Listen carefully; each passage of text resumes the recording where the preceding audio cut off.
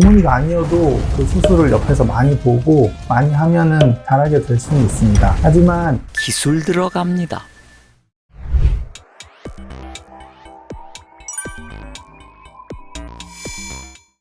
안녕하십니까. 압구정 성형외과 전문의 성상훈입니다. 네, 최근에 뉴스를 보게 되었는데 어떤 전문의 의사 선생님께서 강남의 모 병원에서 지방흡입 수술을 받았는데 본인도 성형외과나 피부과 전문의가 아닌 곳에서 받게 되어서 기사 타이틀이 전문의마저도 부작용을 겪게 되었다. 이런 뉴스를 보고 의사 선생님도 그렇게 잘 모르는데 일반인 분들은 전문의나 어떤 잘하는 병원에 대한 정보가 얻기 어렵겠다 생각해서 이렇게 말씀을 드릴 기회를 갖게 되었습니다.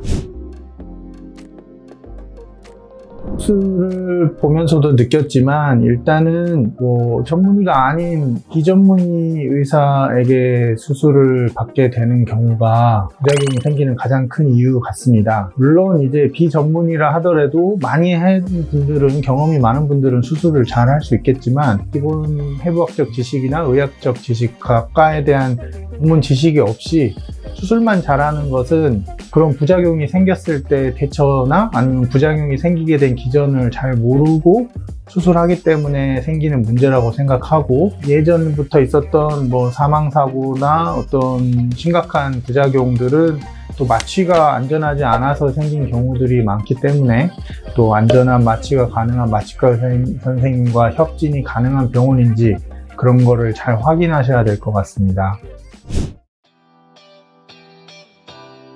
전문의 의사가 되기 위해서는 인턴, 수련이라고 하는 과정 1년, 그 다음에 레지던트, 전공의 과정을 4년, 또 거기에 추가해서 전임이라고 펠로우 과정을 또 1년, 2년 이상을 하게 됩니다.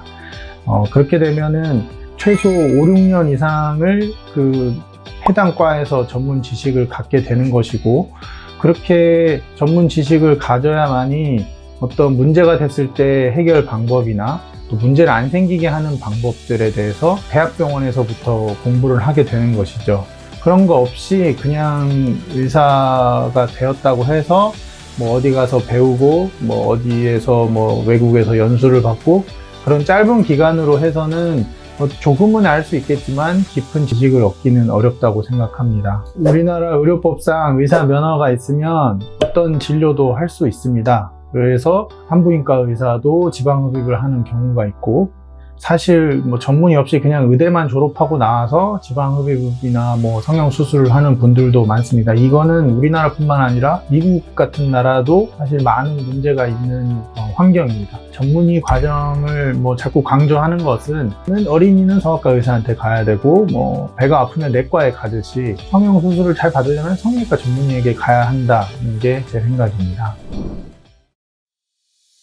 성형외과 전문의인지 확인하는 방법은 첫 번째 이제 간판에서 봤을 때 진료 과목, 성형외과, 피부과 이런 병원들은 다는 아니지만 대부분 비전문의 의사인 경우가 많습니다. 성형외과 의사는 무슨 성형외과 의원, 성형외과 병원 이렇게 이름을 짓습니다.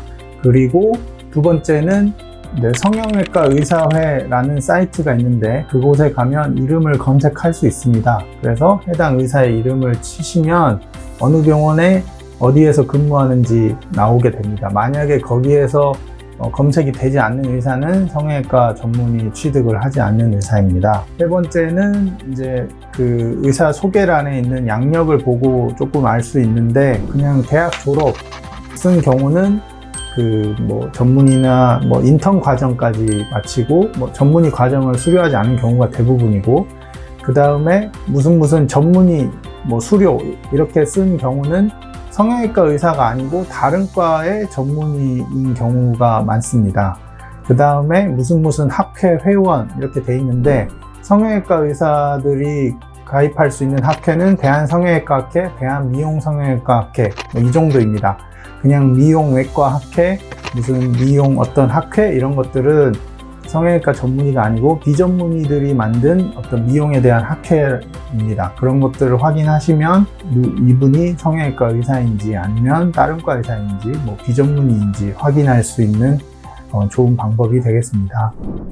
서당계 3년이면 풍어를 읊는다고 하는 말도 있어서 그냥 그 전문의가 아니어도 그 수술을 옆에서 많이 보고 많이 하면은 잘하게 될 수는 있습니다. 하지만 우리가 전문의 과정을 두는 것은 그 분야에 대해서 기본적인 것부터 공부를 시작해서 더 높은 분야까지 해당 과에 공부를 하게 됩니다.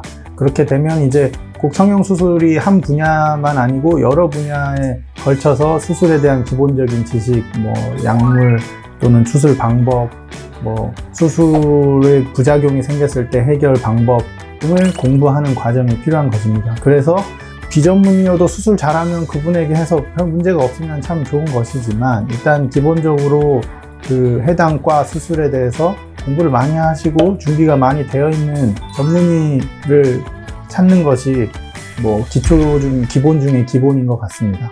또 성형외과 의사라는 게 지금 성형수술은 다 많은 분야가 있고 또 해당 분야 수술만 하는 분들도 많고 저 같은 경우도 그 분야에서만 뭐 10수년 이상 그것만 해왔고 해당 분야만 뭐 하고 있습니다. 이렇듯 한 분야에서 열심히 노력하고 있는 의사를 찾는 것이 또 안전하고 결과가 좋은 수술을 할 수 있는 시작점인 것 같습니다. 압구정 서울성형외과 전문의 선상훈이었습니다.